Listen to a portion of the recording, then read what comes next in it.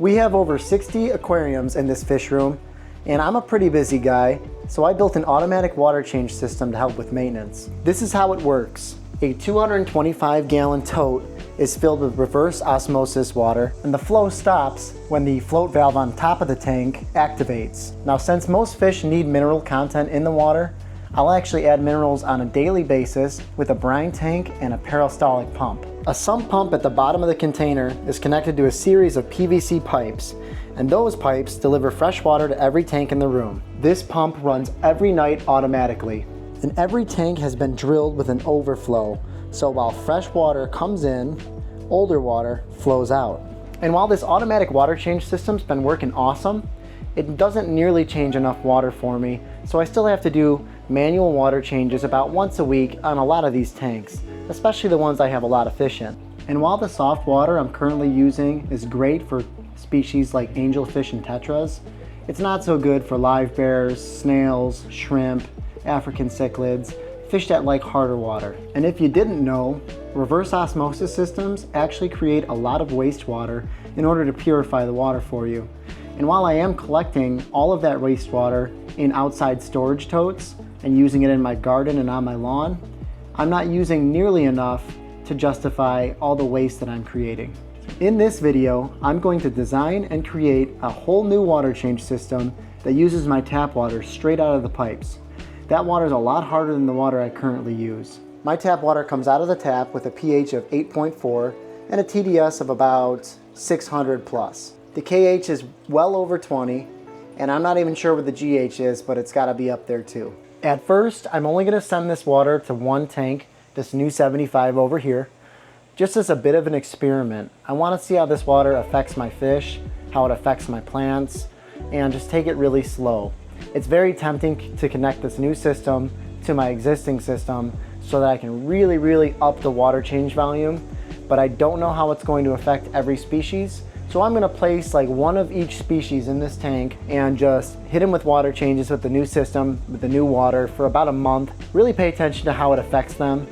So far, so good, by the way. We'll get more into that later. If this experiment goes well, I'm going to change over my water change system from my soft water to my hard water so that my water can come straight out of the pipes. I can use as much of it every day as I want. I don't have to store it. I still plan on keeping the remineralized RO water for all my planted tanks and my straight RO water for spawning things like tetras and other fish that need extremely soft acidic water to spawn. But for the majority of the fish in here, I think I can get away with using my tap water. At least I hope I can. I should also mention that chlorine and chloramines are not a concern for me. I recently bought a whole house carbon filter, mainly for the health of my family, but it's really gonna come in handy right now because I can use water straight from the tap and put it in tanks, and I don't have to worry about chlorine. If you're curious where I got my system, I'll provide a link to that company. I did it myself. I'm sure if you Googled it, you could figure out how to do it. It's pretty easy. If you plan on building a system like this and you don't want to fuss around with a giant carbon filter, there is another way to do it. You can buy those 10-inch carbon filters and just put them right after your water mixing valve, and that will get rid of all the chlorine as well. I think they make special ones for chloramines. I'm not positive on that. I know that my system handles chlorine and chloramines, but just you're gonna have to test your water and see what you got in the water. And as always, if you're curious about any specific parts that I use in this build, I'll provide links in the video description so you can check those items out. Those are affiliate links, so I make a couple pennies if you purchase stuff. Nice way to support the channel, but don't feel pressured to buy anything from here. If you just want to sit back and relax and watch the process, that's cool too. Let's get into it. So I think the first thing we're gonna do is design this 75-gallon tank. This is gonna be a grow out tank, but I want to grow some plants. Now, I've been doing a lot of thinking about hard water, and hard water is not necessarily bad for plants. Actually, plants really like the minerals in hard water. The problem with hard water is it usually has a high pH, and where that can be trouble for plants is the higher the pH generally, the harder it is for those plants to access nutrients in the water column. But if you have a soil substrate, let's say you have garden soil capped with sand, or you've got aqua soil capped with sand, I'm gonna guess the pH of the soil is a lot lower than 8 or 9. And while many plants might struggle to grow in the actual water column, maybe root feeding plants like Valsinaria and Crypts will do okay in a hard water tank, given that there's plenty of nutrients in the substrate. So we're gonna play around with that concept. I'm gonna use some very easy plants. I wanna create a nature style aquarium. I use that term very loosely. I'm not an aquascaper, but I'm gonna create something where I can sit in this chair, look over, and be happy with it. That's the goal, and that's something I'm trying to get better at. This room is obviously a lot of work. I spend a lot of time down here doing water changes and breeding fish, and although I love that aspect of the hobby, I sometimes forget to just sit back and enjoy it. So this tank's gonna be just for me to enjoy, and it's also gonna grow out fish like angelfish and bigger fish. And I'm just gonna blast it with water changes, keep the water pristine, and hopefully get some nice plant growth in the process. Okay, so here's the tank we're gonna be working on today. I'm not going for anything super complicated. I want something that's gonna be easy to maintain, very simple, and what I'm trying to do here is achieve success with my very hard tap water. So let's get started. I'm gonna drain this out. I'm gonna create a temporary home for these fish. Gonna do the hardscape, fill it back up, and maybe we'll get these fish back in here tonight.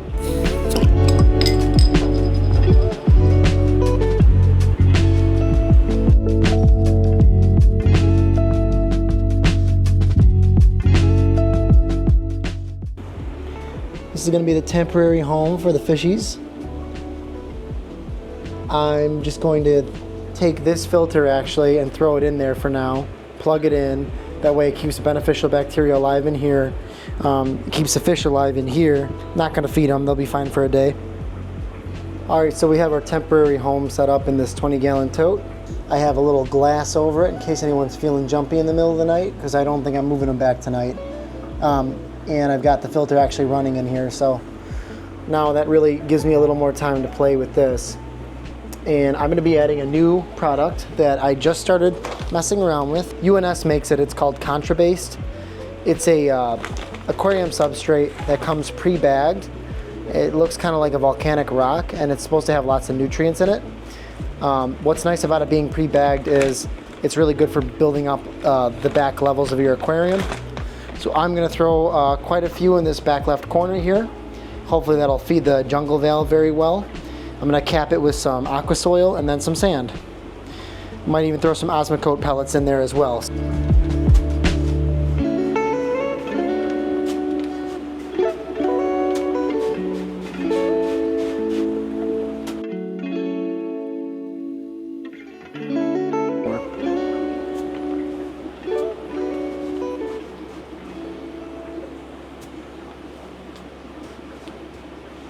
All right.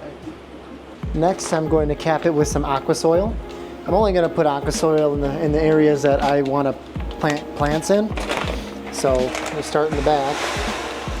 This is EmuLaza Scaper soil. That's what I had available.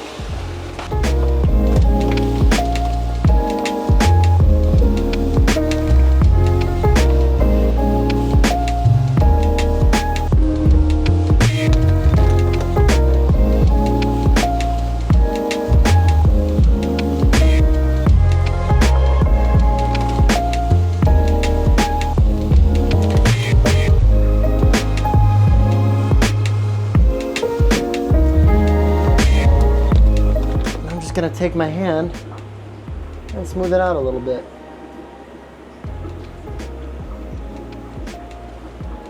The nice thing about these mesh bags is plants will have no problem growing right through them. Hopefully the roots will search for those nutrients and just grow right through them. So see, I'm just kind of making a little like flat little platform. I'm gonna go, I left some rocks outside. I gotta go grab and put some rocks on there and see how that looks. Next, I'm gonna add a little bit of Osmocote Plus. These are like coated balls that release nutrients over a long period of time. It is pretty strong, and you can definitely cause an ammonia spike with this stuff, so use it sparingly. I'm really trying to get lots of nutrients in here, so what I should have probably done is put this down on top of the bags instead of having it all right here, but just gonna give it a nice like even coating. I'm not gonna go too crazy. That's probably good. You don't want any of these making their way to the water column, but luckily for me, I'm gonna be capping this with sand, so it's okay. So now, that's probably enough. Maybe a little bit right here. Okay. Next thing I'm gonna do is pour some sand in here and cap this all off. Okay, so here's the hardscape we have to work with. I'm gonna be putting this red flint sand in next. I really like this sand. It's my favorite sand I've ever found. I get it at Zuze, which is a really cool aquarium store in Elgin, Illinois. They sell big bags of this, and I guess it's half a cubic foot. I bought 3 bags of this. I know I'm not gonna need that much, but it's nice to have extra sand just because I do use it for my quarries and stuff. Got some nice pieces of driftwood I pulled out of the pond earlier today. I've got a 300-gallon pond I just set up outside, and I can show you that in another video if you're interested. But just 3 pieces of driftwood plus a couple sticks from my yard. And then I've got a bunch of Ceru stone. Most of this stuff's pretty dirty. I gave it a quick rinse. I keep all my hardscape outside, so it is a little dirty. I've used it in other scapes too, so a lot of it's got old algae on it, which is kind of nice because it'll look more natural. So I don't have a whole lot of time. I'm gonna cap this first, and then we're gonna just put the biggest rocks and sticks in and just go from there. Try to make it a triangular composition. I'm not going to get too crazy with it. I'm not an aquascaper, but I just want it to look nice.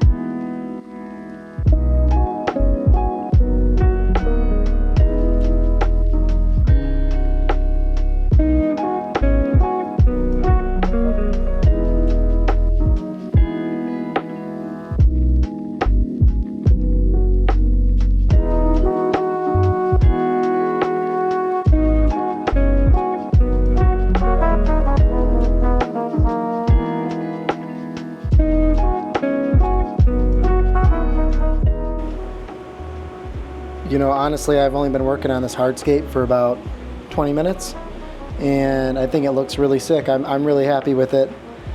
I can kind of tweak it as I go. I'm not going to glue anything because everything kind of just fits into place really nicely. But basically just have 3 pieces of wood, a bunch of Ceru stone. I try to keep it all in the middle so I can get to the back, side, and front pane glasses so I can clean the glass. That's what it looks like from the side there.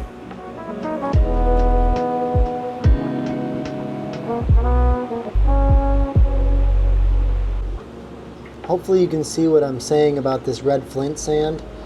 It's just got a multitude of colors, and the grain size is actually pretty large, which I like. So I think I'm gonna like the way the color of the sand, the Ceru stone, and the wood all complement each other. Put a couple pops of green in there with some plants that hopefully grow. If they don't grow, this hardscape will still look cool without any plants, but I'm thinking with CO2 and this crazy amount of nutrients I have in the substrate, there should be some kind of plant growth, I would hope. I'm literally gonna fill this up and go to bed. Tomorrow we'll check in on it and keep working on it. All right, so it's the next evening and I've moved the fish over. I put the filter back on earlier today, and the water has gotten crystal clear now. Everyone's pretty much settled in. They're waiting for their first meal in the new scape. Let me show you what it's looking like. So I'm really happy with it. Now I think I'm just gonna stick some plants in here and see how they go. I have a whole 5-gallon bucket full of plants that I took from the 90-gallon. Look at this Java fern, this is insane. This is just one little piece. Like there was so much Java fern in there that I was able to take. I don't know if this is gonna do well in this hard water, but I guess we'll find out.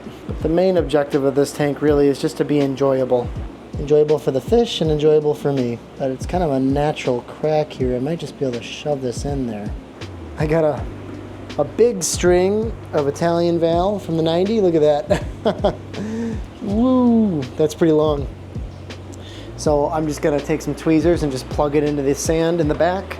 It's a nice background plant. In case you're curious, I chose to break the Italian valve up into smaller pieces. You probably could plant it the way it was in a big string, but I feel like that would be pretty difficult. And I'm just trying to make this a little easier on myself. This is a heavy root feeder, so I'm expecting this to do pretty well.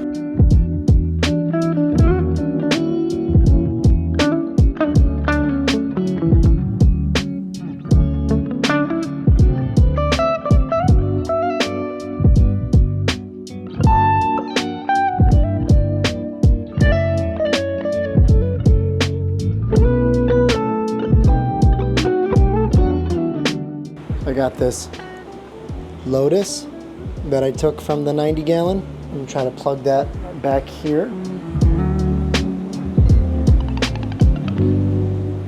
Might just throw like 1 or 2 crypts in here for now, and then we're gonna call it a night.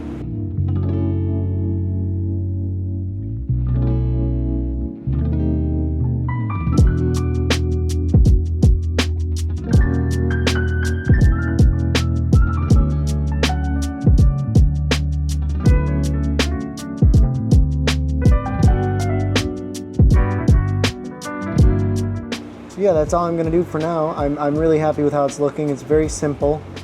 I'm not trying to go for something super complicated because I don't even know if these plants are gonna grow or not, but I got the plants in and I'm happy with that, so we're gonna call it a night. So I do think I'm gonna be able to hopefully grow some hardier plants in the substrate, like some root feeders like Vallisneria. I'm not sure if the Anubias is going to survive at all. I'm not sure if these crypts will survive. I think the crypts, actually, I take that back. I think the crypts and the val will do great because they are root feeders, but we're going to build a little system to control the temperature of the water and control the flow of the water, and we're going to have an automatic system that can change 10% of this water every single night without me ever having to touch it. And we're going to walk you through every single step of the way on how I do that.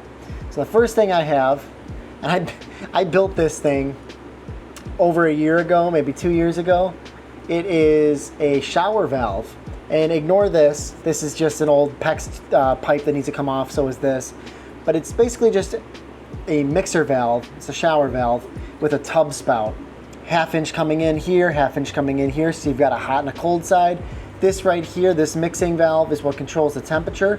What I like about this is I can set the temperature to like 78, 76, whatever I want to set it to. Pull this off, and then this won't get bumped or messed with by the kids, and that should stay at the right temperature.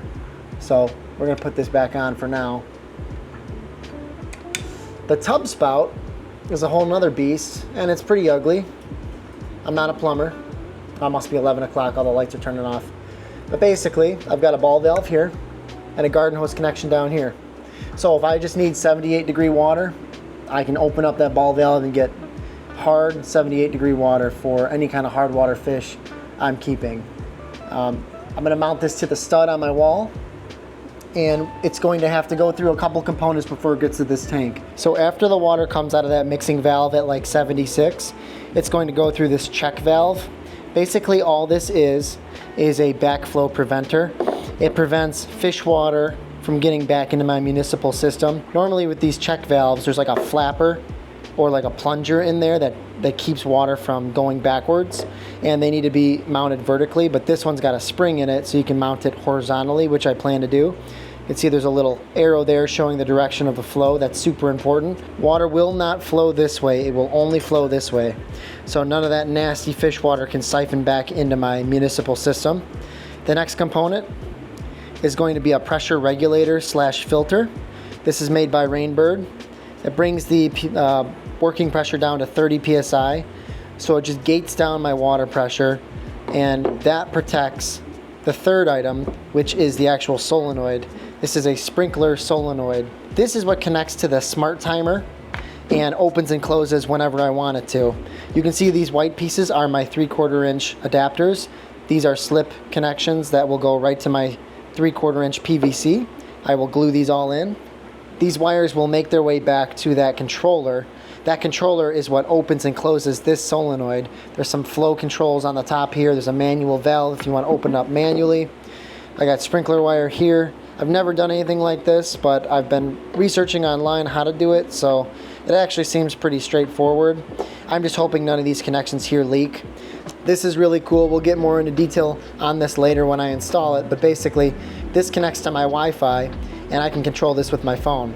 I can be anywhere in the world with Wi-Fi or data and I can turn this on and off. But I'm gonna have it set to a schedule. Anyway, let's get building. I'm gonna tap into my hot and cold water underneath the heater right here. Okay, so I think this is how I'm going to get it hooked up before I mount it to the studs. So it's gonna go mixing valve, ball valve, backflow preventer, or check valve, regulator, solenoid, then it's gonna go to my tank. I don't know how many tanks I'm gonna do with this system. Right now, just the one, hopefully more in the future. But that's basically the system in a nutshell.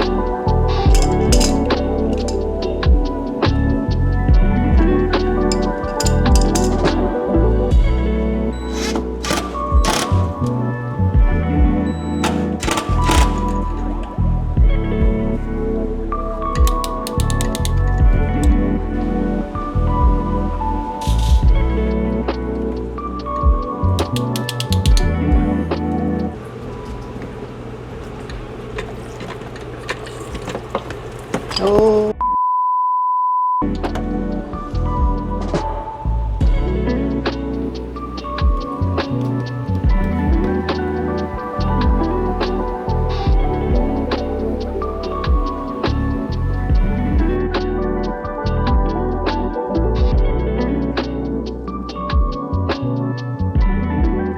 Mounting the EmuLaza smart controller was super easy with this template that they include. You just make sure it's level and they'll give you the 3 holes that you need. In my case, the left hole landed on a stud, so it made it a lot more stable.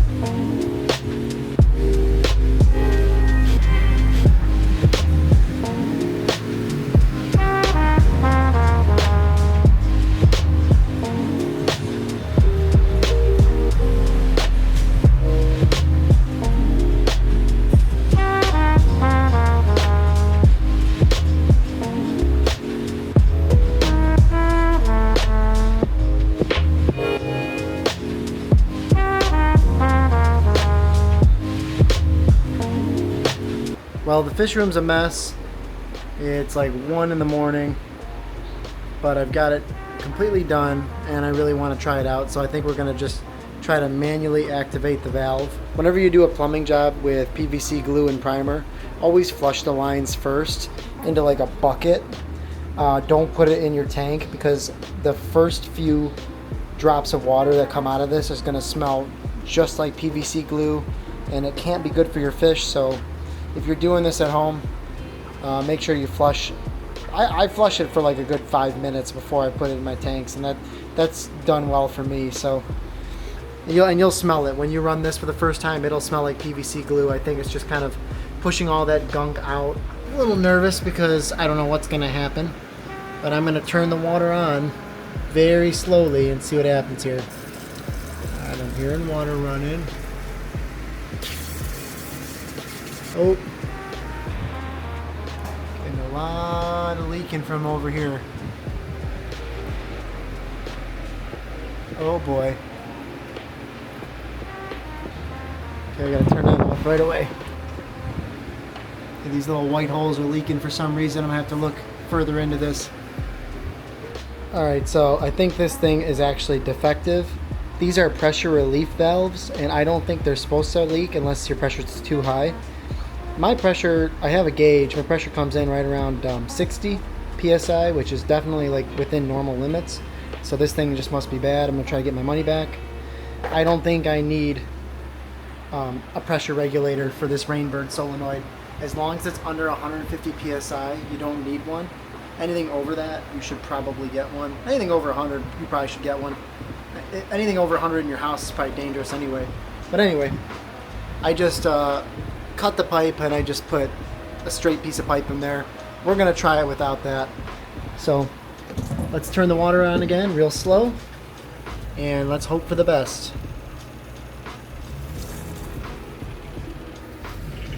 Now I'm gonna open this up. All right, I hear water running. I'm not seeing any crazy leaks. I smell that nasty PVC water. Look at that flow. Wow, that's great. All right, so this water should be coming out at 77 degrees once the temperature regulates. We're gonna fill this bucket up and dump it. This is great. That's some serious pressure coming out of there. And I'm not seeing any leaks. So it's been 2 weeks since I set up this system, and I gotta say, it's been working flawlessly. Some observations I've noticed just in the quick 2 weeks time, the fish are definitely getting bigger, so that's a good thing. The hard water doesn't seem to have an effect on any of the fish in there. I've got a Gassii Corridora right down here, who's probably doubled in size. I've got a random rainbow in here. I'm not even sure what species it is. He has obviously grown. Angelfish are showing good growth, and the platies have definitely been growing as well. So I'll probably find a few more species of fish to put in here. Just as the experiment keeps going, I want to make sure that all my fish are cool with this water. Some of the plants have not done anything, but I think some of the crypts are starting to show new growth. I hope they're starting to show new growth. I think especially with the crypts planted in the sand around the rocks, I think I see some new leaves popping up. And the Anubias might even be showing a new leaf. I'm also thinking about putting some CO2 in here just to give the plants a little more of a chance. And moving forward, if I decide to change the whole fish room to my hard water, maybe instead of having plants all over the tanks and floating plants, maybe I'll just plant some plants in pots. And that'd be another way to enjoy plants even with my harder water. But I'm starting to think that maybe this is the way I want to go. So always interested to hear what you think. Let me give you a closer look at what's going on. So you can see on the white sections of the ceru stone, there's some like brownish yellow algae. That's the diatom algae. It's, like I said, super common in new setups. Not worried about that at all. The Java fern doesn't seem to have done anything, but it doesn't look that bad either. So we're gonna keep an eye on that. The Anubias seems about the same as the Java fern, doesn't really seem to be doing much. Although I think right down here there's a brand new leaf. You see it right in the center of the screen? I think that's a new leaf forming. I'm not sure. The other Anubias over here looks slightly better than that one. But these crypts, I think, are giving me new leaves. See that one leaf in the center of the plant kind of shooting off to the left? Looks like a new leaf. It looks like a different color. Same thing with this one over here. It looks like it's got a new leaf on it. Same thing with a lot of these. I feel like they're showing new growth already, so I'm excited about that. I'm expecting the Vallisneria to do okay, although it usually takes a long time to really start growing in my experience. I've got some Ludwigia Super Red back there. I'm not sure how that's going to do. Looks like it's got some new growth on the top, so try to get a better video of that for you. The Lotus I have seems to be doing okay. It looks like it's trying to reach up towards the water surface here. I do have just a simple Zis airstone in here just to give them a little more oxygenation. Running just a single filter, the SeaChem Tidal, I think 110. The water change system ends right here with this 3/4 inch PVC pipe. I've tapped into that 3/4 inch PVC pipe with a water valve that I get from Gemco. This is Aquarium Co-op airline, and what I've done is I've drilled a hole in the top of this filter, so I can remove this if I wanted, but that keeps my water line from flying out because the pressure that comes out of this is pretty high. I've chosen not to drill this tank because I don't want to find out if it's tempered or not when I'm drilling it. So what I've got is a overflow box. This is made by Eshopps. I'll show you the box of it. I get these from saltwateraquarium.com. Basically, this section sits inside the tank. It's kind of hard to see. Let me see if I can lift this up for you. Now, this section sits inside the tank. It's got some larger vertical holes the water overflows into, and it goes down into this box here. This is always filled with water, so there's always a siphon going. And basically when you run water, water overflows into this box, goes into this tube out of the tank, and down into this overflow box. This has a 1-inch bulkhead at the bottom that I have screwed in, and then it just goes to a vinyl tube that goes right into my drain pipe. So this drain pipe goes around the whole fish room and exits out the exterior wall of the room. Basically what you can't see behind this black sponge, there's a plastic pipe that's probably sitting right about here. So when water overflows into here, it siphons into here, flows down this tube, and into this tube. So these Eshopps overflow boxes are a great way to create an overflow on a tank that you don't want to drill. They come in all shapes and sizes. This is what the box looks like right here. It's a PowerFlow 300 overflow box. They're not very cheap, to be honest with you. You can see it's one of the smaller ones that they make, the 300.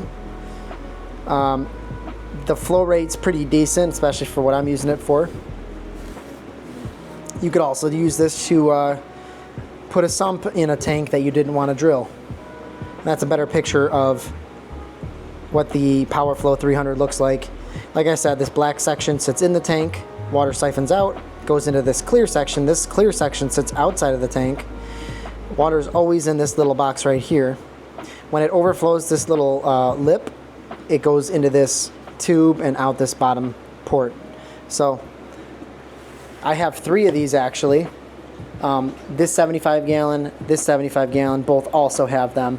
You're probably not even going to really see them because I have so many plants in the way, but they're back there. I've been running them for about a year now, and I have had 0 issues with them. So although they are expensive, they're worth it in my opinion. All right, I'm just going to go through the whole system one more time just so that you have a good understanding of what I've done. It could be a little confusing when I'm shooting videos of what I'm doing, and I'm not a professional, so if my work is sloppy, good enough for me. Now let me just tell you something else. No one ever taught me how to do any of this stuff, so if I can do it, you can do it. If you're thinking about doing something like this, it's really not that hard. All right, we're starting right here. I've got a hot and a cold line coming into the room. I've spray painted them black, but you can kind of see like this was red, this was blue. So I tapped into the cold and into the hot, and they both meet at this shower mixing valve. This is just a normal valve I bought on Amazon. Links in the description if you want to buy the exact one. But it's a 1/2-inch PEX connection on both sides, and then it's 3/4 inch national pipe thread on the top and 3/4 inch national pipe thread on the bottom. So I've went PEX in, and then PVC out. 3/4 inch PVC is extremely cheap to use.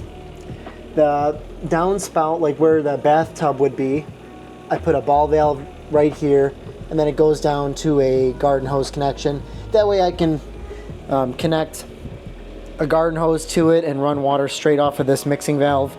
I've set this handle at 77 degrees. I could probably pull it off now and just preserve that setting so that no one ever messes with it. So I'm just gonna leave it like that. That's what it looks like. It's basically what's behind your shower. It's just a shower mixing valve. So up top, we make a 90 degree to the left. This ball valve will turn the whole system off if there's any kind of issue with anything, or if I'm doing work on it and I'm adding on to it. This little device here is a check valve I also bought on Amazon. This is where that pressure reducer used to be. I cut it out and put some couplings in, and now it's just PVC pipe. I don't think I'm gonna need it. This is a Rainbird solenoid. This is basically the door that opens and closes whenever I tell it to, and it acts as a valve. You can manually control it by turning this device here. That's also a flow control, so if you want to dial down the flow, you can adjust this. There's a bleeder valve right here, so if you need to work on the system, you can bleed the system. We come up, we make another left, and we just go all the way down to this corner, make another left. And this is where things get a little creative here. I came up to this little spot and I kind of jogged this way. I zigged, I zagged, I zigged again, and we just came all the way over to this wall, and I just ended it here with the cap for now.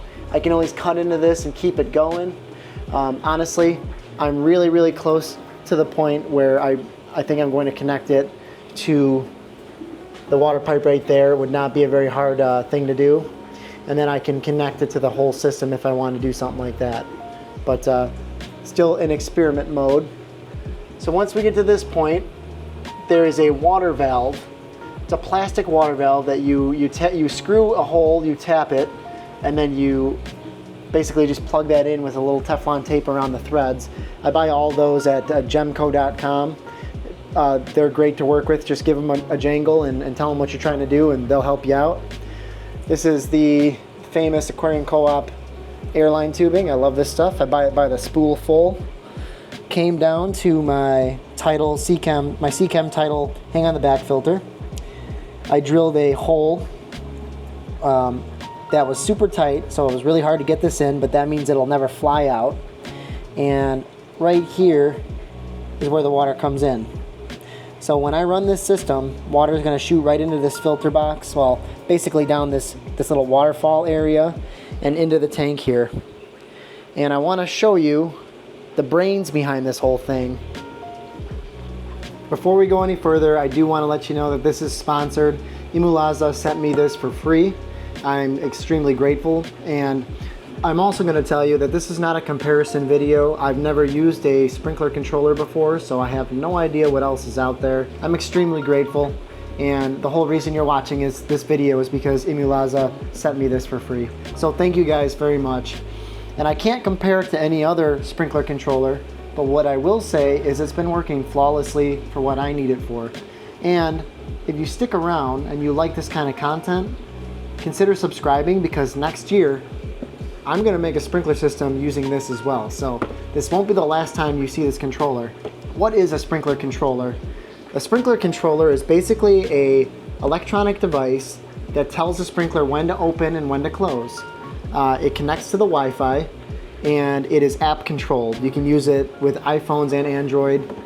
It uses 2.4, I believe, gigahertz internet. Most people have that. It's been extremely stable. I've never had a problem with connections yet. I've been using it for a few weeks now. I'll take you over to the wall where I have this mounted in a second. I wish everything came with this, honestly. It came with this little mounting template.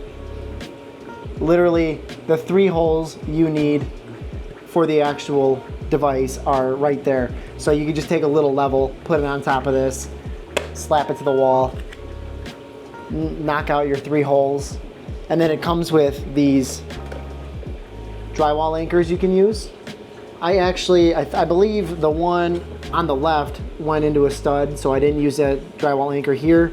And then I used my own drywall anchors on these 2, just because I prefer the ones I have. There's nothing wrong with these. I have the ones that screw themselves in. They're like a self-screwing anchor, so it's just a time-saving thing for me. Nothing wrong with these though. Came with great instructions, and there's also videos online you can look up. Basically, I have never done this before. I've wired switches and outlets and stuff like that. This is really simple. If you're like me and you're just going to wire like a single solenoid valve, all you need is 2 wires. One's going to be the common wire, which is like the control wire, and the other one is the sprinkler wire. So you plug one into the C, and then you plug one into whatever zone you want to control. I chose zone 1, so 1 wire went to 1 went to C. Those wires went to this solenoid. I took a wire nut, Outside, you'd want to use like a weatherproof connection that you can bury, and that's waterproof, but indoors it doesn't really matter. And once I did that, I literally fired the app up. I think from opening this box to actually using it was like 15 minutes. It was insane.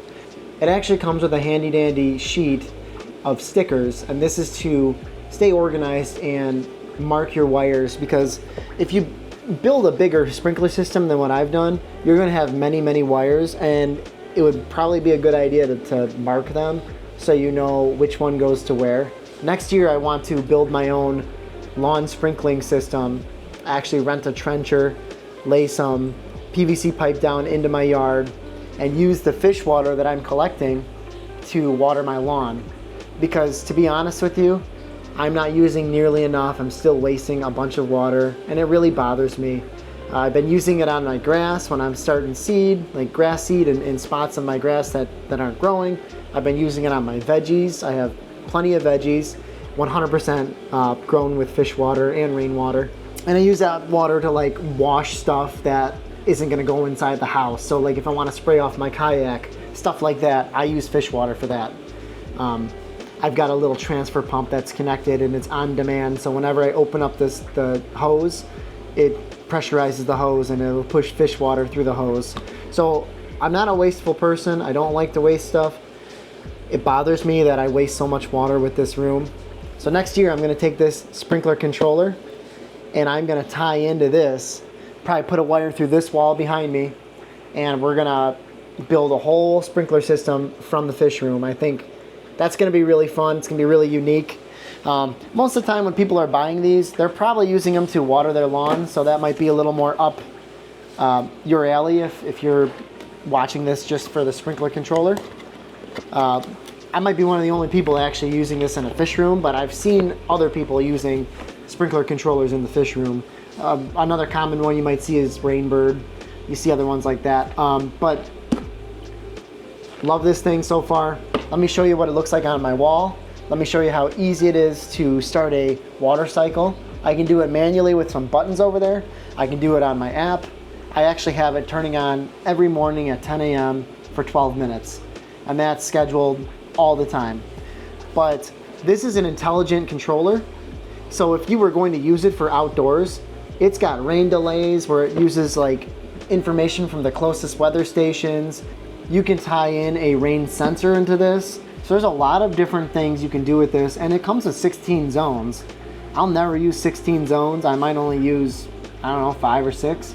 But it's nice to have that flexibility, because if I move houses someday and I build a massive fish room in a pole barn or something like that, maybe I'll have multiple zones. So this is what it looks like on my wall. I have it right next to this light up picture that my father-in-law gave me. I love this thing. Makes me feel like I'm in Wisconsin kayaking and fishing. I found a good spot that was kind of out of the way. This little magnetic plate sits on here. And actually what I really like that they've done is they've added some manual watering instructions on the back of this. So if you ever forget, it's right there. But yeah, basically all of these are labeled. I have one wire going to the control and one going to zone 1. It also comes with a little Phillips screwdriver that you can use to tighten these screws in place when you're putting wires in. Basically, there's 16 zones. You can see them right here. This is how you select zones. So I'm going to go to zone 1, and I'm just going to hit play. I don't know if you can hear that. Basically, this bad boy just opened up, and my fish are getting some fresh water. Now that I have that set so that when I hit the manual button, it'll run for 5 minutes. So it'll give this tank about 3 gallons of fresh water. I had it wide open. The first time I ran it, it ripped out of my tank and it just hosed down this whole chair here. It's fresh water, so it didn't bother me, but it was pretty funny. So I would definitely recommend drilling into something so that it doesn't go anywhere, or clamping it. But you can't clamp it too hard because then you're gonna occlude the flow. Another idea I've seen some people do, you could drill a hole on the rim right here. Be careful, but you can drill a little hole, stick it through that rim. But I figured I don't care, you know, if there's a little hole in the top of my filter. And we come down here, we can see we are getting fresh water delivered straight to the fish. And that'll go for 5 minutes. Like I said, I've got it set for about 3 gallons every 5 minutes. That's just a trial and error thing I figured out with buckets. So now, I don't know if you can hear that, but you can see the water going in. Water is overflowing into this grate and getting siphoned out through this tube, and it's going down this drain here. So it's kind of hard to see. You're really not going to see it because it's a black tube, but if this is a clear tube, you'd see water going down right now. And kind of, maybe you can see it. Yeah, it's going into those grates right there. So I know some fresh water might be draining right now, but I have the fresh water going in all the way over here and the old water draining out all the way over here. So I have to imagine that some dirty water is, you know, going out. It's more of a dilution system, but the beauty of this is I'll never run out of tap water, so I can run this as long as I want. The EmuLaza app is super easy to use. It hooks up to your closest weather station. It's giving my 7-day forecast up here. It's telling me that my controller's online, and it estimates your water usage down there. I don't really use that, but if I want to do a quick run, I click on this, do new quick run, I click my zone, and then just how many minutes I want to do. I'm just going to do a 5-minute quick run, hit next, and then I hit play. It gives me a notification, zone 1 will run for 5 minutes. What I like is it gives you another notification when your zone is done, so you know when your watering is complete. It kind of gives you a time frame of how long it's been running. It's been running for 15 seconds. You can pause it, you can stop it.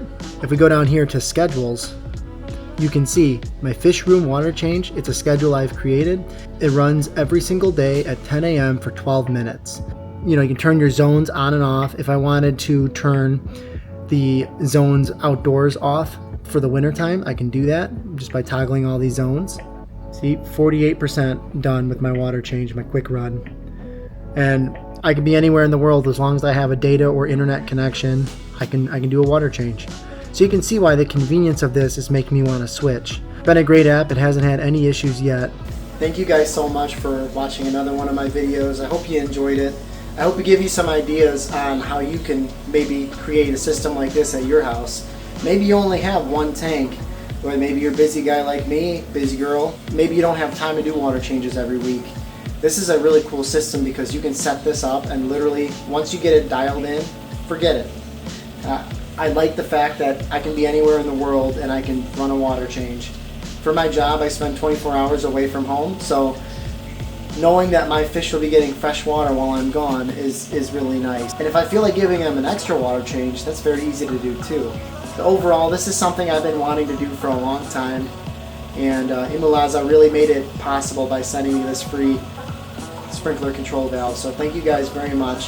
Thank everyone else for watching. I hope you're having a great day, and I'll see you in the next one. Bye.